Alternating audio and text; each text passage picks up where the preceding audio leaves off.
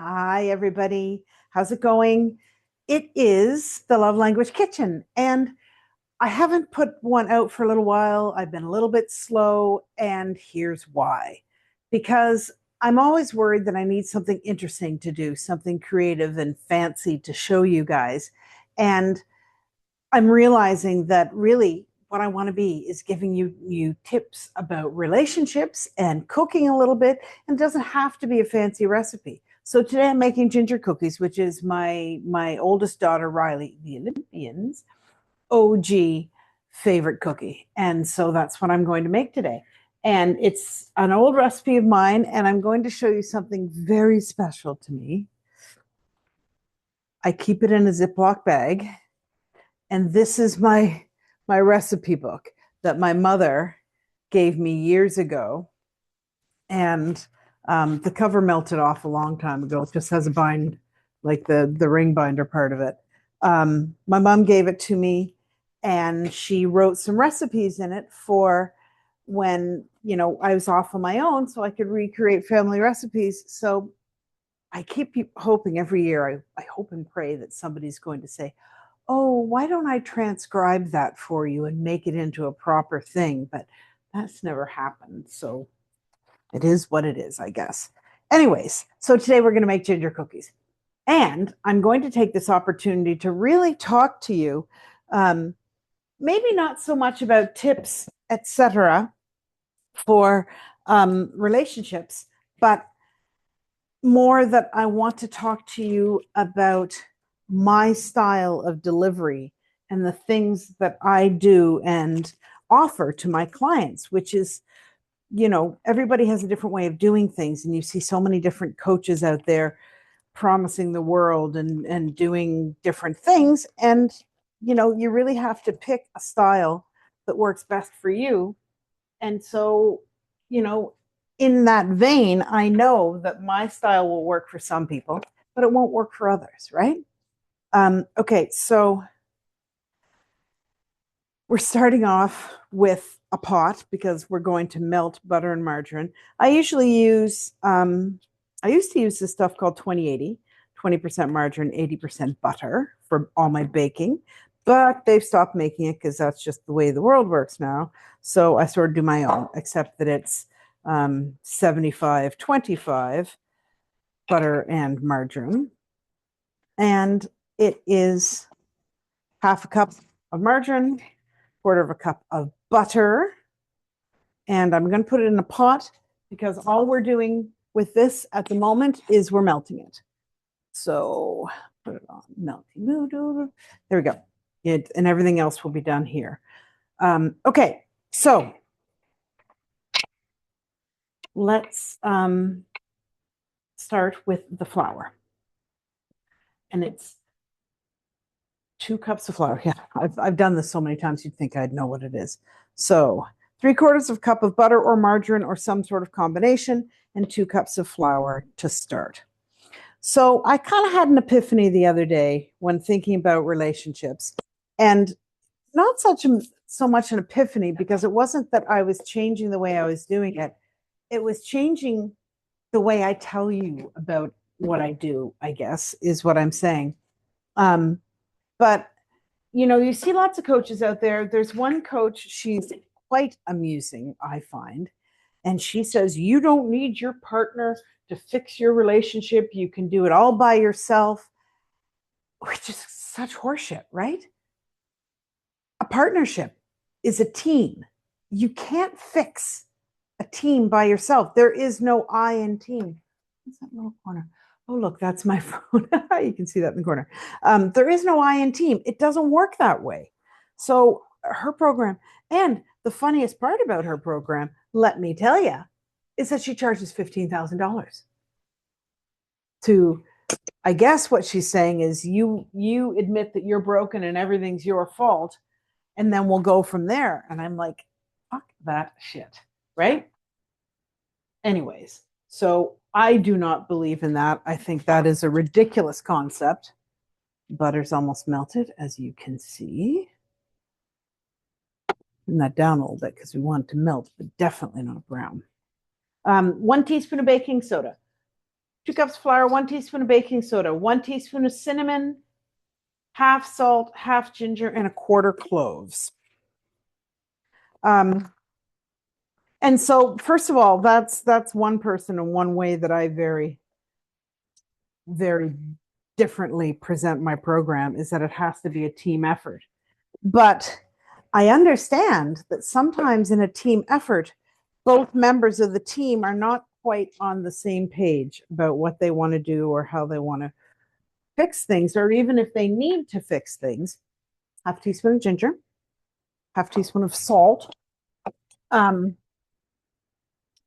that can be a problem. And, there's one person I work with, her husband is sort of willing, but he's not entirely on board. And that's potentially problematic, but that's also something that I can help you with, right? So when I talk to my clients, I want to talk to them about how they want to proceed, what they think. I'm sorry, I'm going to help you proceed, but I want to talk to my clients about what they think needs to change and why they think it needs to change. And I need to talk to both people like this about this. But the big thing is that I am not a cone of silence, right?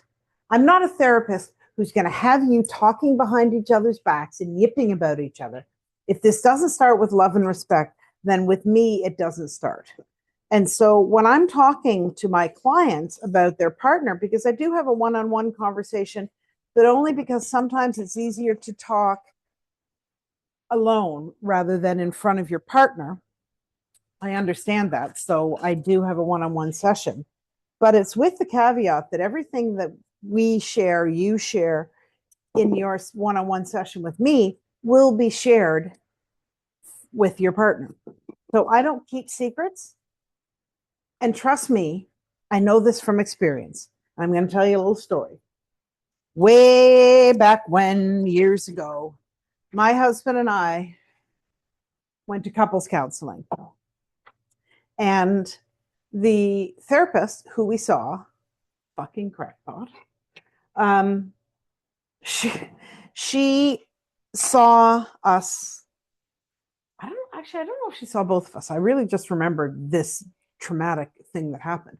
She saw my husband on his own after we had had a session. And I'm going to tell you right now, in case you haven't figured this out, I'm an honest person. From time to time, I may be prone to exaggeration because I'm a woman and that's my job. Or, I may not admit to a pair of shoes I've purchased before. But I am basically, in my core, an honest person. And one thing I'm very not interested in being is manipulative. And I know my ex had a huge problem with people who were manipulative, and I'm sure he told this therapist this. But after our session, and I was very upset because I wanted our marriage to stay together back then, right? We had 3 beautiful kids. I didn't want things to come apart. I wanted us to stay together as a family. I wanted us, and I loved my husband. There's no question about that. Anyways, so after our session, she had a one-on-one session with him, and she said, watch out for her. She's being very manipulative. She had a very different demeanor when she was talking to me than when she was talking together with all of us. And I'm like, really?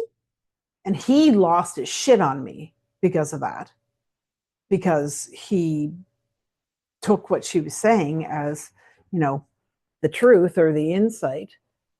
And it caused more problems than it did help. And so that type of thing scares me.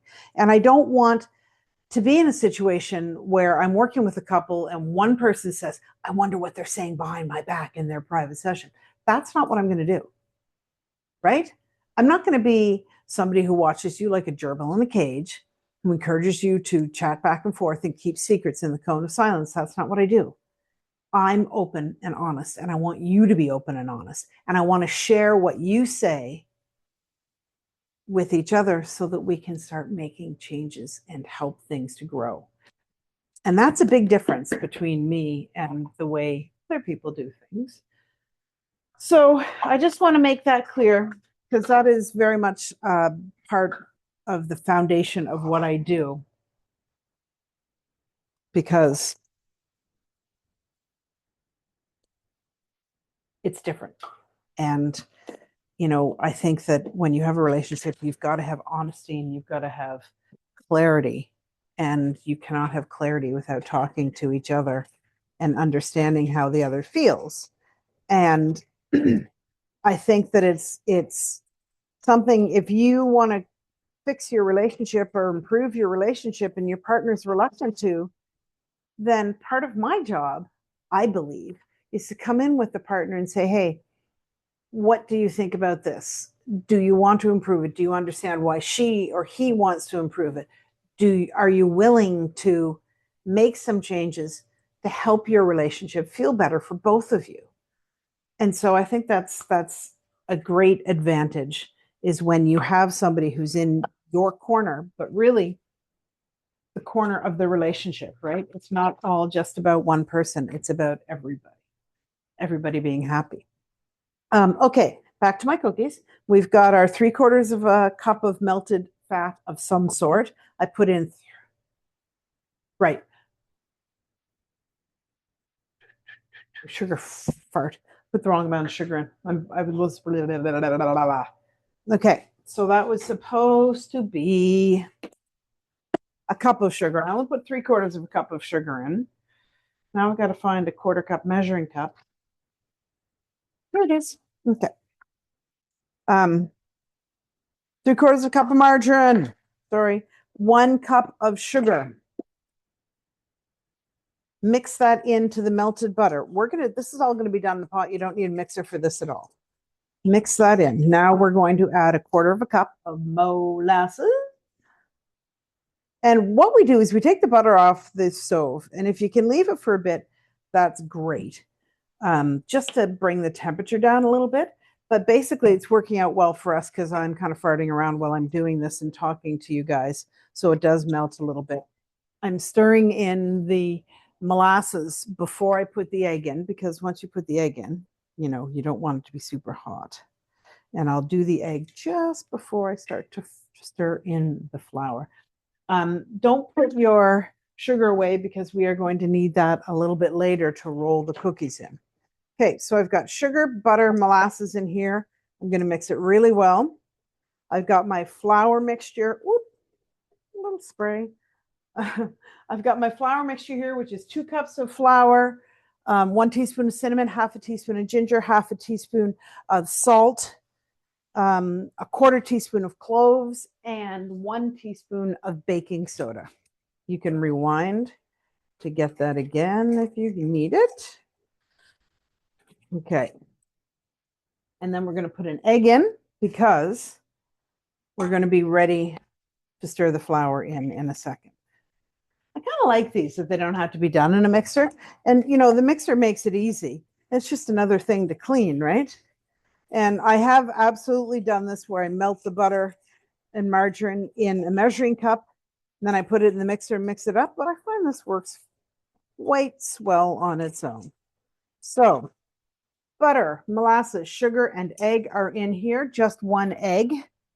And then we're going to put the flour mixture in. Remember, we mixed that up a little bit earlier. We've got the oven preheating on 350. Now, once this is mixed in, it is a little delicate to handle, but I like to eliminate steps. So I handle it very delicately and roll them right away. But the OG recipe does suggest that you put it in the freezer or the fridge for 15 minutes to half an hour to let it firm up a little bit before you roll the balls, and just makes them easier to handle. And that is absolutely the truth. But I would tend to do it this way anyways, even if I wasn't recording this for you guys. But you decide what works best for you. So I just put the flour mixture in. I mixed it, making sure I get right down to the bottom of the pot. So I mix all of the sugar, molasses, egg mixture. And there we go. We've got a fairly stiff dough that is going to work just fine for me. And when we roll the balls, we're going to roll them in a little bit of sugar. So just throw some sugar in the bottom of this container. Funny story. Way back when I first started making these balls, these cookies, the recipe called for 1.25 cups. I think it was 1.25 cups of sugar. And it was use 1 cup first and then in the cookies and then use 1/4 cup to roll it. I kept putting a 1.25 cups in the actual cookie recipe. So I just changed the recipe to say it was 1 cup and then it's, a little bit in the bowl to roll them. So a teaspoon, a heaping, obviously, teaspoon. I very gently take it off the teaspoon. And like I said, I'm rolling it, but I'm rolling it very gently. It's hard to tell, but you got both palms going. And I put it in there. If you're using a half sheet cookie sheet, then you can do 4 across and 5 down. So you get 20 per sheet. And usually what I do is I roll 1 row at a time. I roll 4 balls, then I put them in the sugar, and then when I finish the 4th ball, then I toss them in the sugar and put them on the cookie sheet. So they're pretty simple. And one thing I will tell you about these cookies when you're making them is remember you don't want to overcook them because the beauty in these is that they're crispy on the outside and chewy on the inside. So they're really amazing cookies. So while I finish these off, I'm going to keep talking to you about the whole relationship coaching dynamic. So for me, what's really important is helping people have a better relationship. And like I said a minute ago, honesty is sort of the cornerstone of who I am, what I do, and how I'm going to deal with people. And it's not something, I don't want to sit back and say to you, well, how does that make you feel? What do you think about that? I want to roll my sleeves up, put my apron on, jump in the kitchen with you and be hands-on, right? I want to get in there and be a part of the discussion and help you rather than just, sort of put the work back on you. Anybody can do that, right? Any person can say, well, what do you think about that? How does that make you feel? That doesn't help you. And focusing on the negative, focusing on ancient history and things that went wrong. If you want to move forward, you have to move past those things. So I don't do that either. And therapists are different. Therapists are licensed. They absolutely have their place in the world. They're also very expensive. And in my opinion, they don't always work. And in a lot of cases, a hands-on situation is much preferred. So that's why I do what I do. And that's why what I do works. Because I'm there with you every step of the way. I'm not expecting you to do the work on your own. I'm not sort of giving you vague, ambiguous things. I want to talk to you and I want to get you talking, but not awkward conversations either, right? We're not going to have these long, protracted, he said, she said, whatever conversations. What I want you to do is work as a team. And that's where the cooking comes into what I do is, this is hands-on. You have to work. If you're going to cook together, you're working as a team. And that's a great way to sort of get the conversations going, to get that connection in the kitchen. And then when the big things come along, it's a little bit easier to deal with. But first and foremost, it is about connection, whether you're connecting with me on a Zoom call and your partner, or whether you and your partner are connecting in the kitchen. It's all about connecting, getting to know each other again, right? Think back to those days when you first met and your heart went pitter patter every time you saw your guy or your girl, right? Can you remember back to those days? Because those are the ones that we want to recapture. And it's never going to be exactly the same as when you first met. There's a lot of water under the bridge, a lot of things. But that love for each other is the feeling that I want to see you have. And for sure, there are some relationships that are catastrophically broken if there's been abuse or repeated, maybe infidelities. right? There are some relationships that can't be fixed, and you shouldn't fix them. And, me being who I am, the honest person that I am, I'm going to tell you if that's the case too. I'm going to say, you know what? And I'll tell you that before I even start working with you, is I will say, um, I don't I don't think we're the right fit to work with each other. I don't think this relationship is something that you guys should be saving, and nobody wants to hear that. And you know, I'm not going to take money from you and pretend that we can make everything perfect when there has been some really terrible things in a relationship. So again, we're back to honesty. All right, rolled them, put them on the cookie sheet, putting them in the oven, set the timer.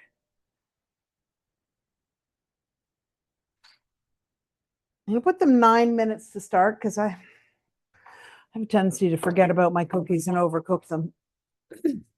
Oh, in case any of you are wondering what is on my cookie sheets, it's called a Silpat, Silpat, Silpat. It's a silicone baking mat. You can get all sorts of variations from different companies. This is the original, the OG, made in France. I usually give them a wipe off. I don't wash them completely because it's kind of like they're seasoned. But the Silpats are great for cooking, baking, anything. And it doesn't just have to be cookies. It can be, if you're making um, little madeleines or tuiliere or little crispy, where's the word? Parmigiano crisps, right? Nothing will stick to this. You can put anything on it. So, you take a little ball of grated Grana Padano cheese, put it on here, bake it, and it flattens out completely and melts. And before it gets black, when it's kind of brown, you take it out of the oven, let it cool, and you've got a super crispy cheese crisp, and it's wonderful to put with charcuterie or anything else like that. So, you won't get 40 out of this recipe. You might if you're making them kind of small. I don't like to make them small. So the second cookie sheet is rarely full for me. And my sizing is all over the map today. I'm talking too much and not rolling my cookies well enough. But anyways, yeah. So that's a little bit about me and the type of program that I offer. And I love doing this. I have an amazing relationship with an amazing man. Is it perfect? No. No relationship is perfect. And I think people who tell you their relationship is perfect are full of shit. Even worse, somebody tells you their relationship is fine and you know it's anything but, right? But no, I have an amazing relationship and I'm grateful for my relationship because I experience the shitty side of it, right? I know what it's like to have a relationship that's fueled by love but impossibly broken. And I know what it's like to feel the devastation of divorce. And if you can save a relationship, then I think that's the best way to go. But saving a relationship and renewing it, breathing new life and passion into it, is completely different than being able to tolerate it for the rest of your life. And I don't want you to do that. I want you to be happy. So the relationships that I will help people work on are the ones that can be turned into a happy relationship again, not a tolerant one, a happy one. And so Billy and I mean, we do all sorts of things. We travel together. We have date nights. We go out. I'll be honest with you. One of my favorite things to do with him is on a Saturday, we get everything organized and we go to Costco and then we'll have a hot dog for lunch. And it's one of our favorite little Saturday things to do. And it's funny, when I first met him, for whatever reason, and I have no idea because he's a guy and sometimes men are just contrary for the sake of being contrary, but he wasn't a Costco guy when I met him. But I found an old Costco card in his house. So at one point he was. But when I met him, he's like, no, I'm not a Costco person. I don't like Costco. And I'm like, well, you're gonna have to change that because I love Costco. And remember when it used to be called Price Club a million years ago?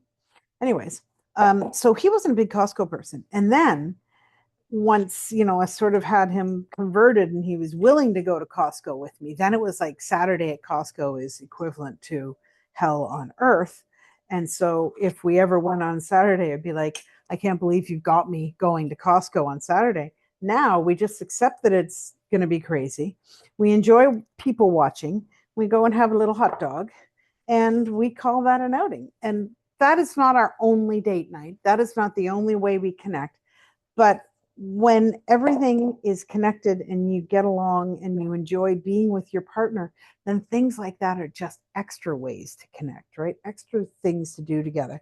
When we're at Costco, we're sitting there and we are people watching, maybe a little judgy, but I'm allowed because I'm human. Oh, look, I might get 20. God knows the size of these are all over the map. But when we're sitting there, people watching, we're not on our phones. We are talking and engaging with each other. The phones don't come into play, and not even him. And he's a bugger for watching, for being on his phone. But when he and I are together and talking and sitting across the table from each other, we're not on our phones. I mean, sometimes I am because damn kids, they're so demanding. But for the most part, we are not. We are not on the phones when we're together. And that makes a big difference, right? Our time together is just time together, doing our thing, connecting, engaging, talking, rehashing. And it's fun just observing, right? And we do that a lot in a variety of different places. When we go to Europe, we love just sitting. There's a place that we go to in this little town called Clemcy on market day. There's this little bar we go to, bar to back place. And we go there and we sit and people watch, and it's hilarious. There's so many different, like the French people are so different, and you get sort of hippie people and artsy fartsy people, and then you get sort of people who look like travelers, and you get the mountain climbing people, or actually Clemcy, where it is, they're normally on the Camino de Santiago, the pilgrims who are walking. But it's fun looking at all the different people and the outfits. And I love being in France on a Saturday, sitting, watching people come. And you see these old dolls, and I was going to say 60, I'm almost 60, so maybe I'm an old doll, but 70 or 75-year-old women dressed to the nines, right? They've made an effort. They're going out. It's market day. They look gorgeous. The makeup's good. The hair is good. They've got great outfits on. It's so fun to watch it. Anyways, the point is that you need to find a variety of ways to connect. I will help you find ways to connect. I will work with you to find ways to connect. But I will not sit back and watch you like a gerbil in a cage. I will not keep secrets from each other. Honesty and total blunt, upfront advice is what I give you. And it works. Because pulling your punches and telling people what they want to hear isn't going to get you anywhere. So that's it for my dating info. Let's check and see. Oh, I think it says a minute and 30 seconds, and those will be coming out, and they will be fabulous. And like I said, you want them to be a little bit undercooked, crispy on the edges. They're going to be a little brown on the edges or puff up. And then when you take them out, they will sort of collapse into this wonderful, soft and chewy cookie. So I'm just going to put it on pause for a sec while I get them out of the oven. I'd push stop instead of pause. So hopefully I can stitch these together, or else they are absolutely going to show up as two separate recordings. Okay, let's take these out. They look great.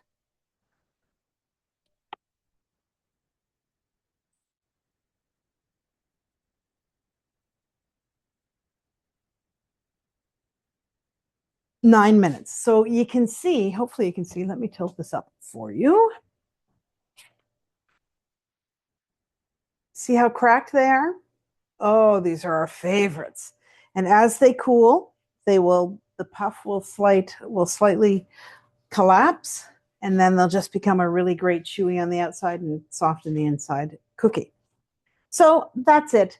ginger snap or ginger cookies, not ginger snaps. Ginger snaps, whole different recipe. I had to teach my kids that over the years. I have a great recipe for ginger snaps too. We can do that sometime if anybody wants.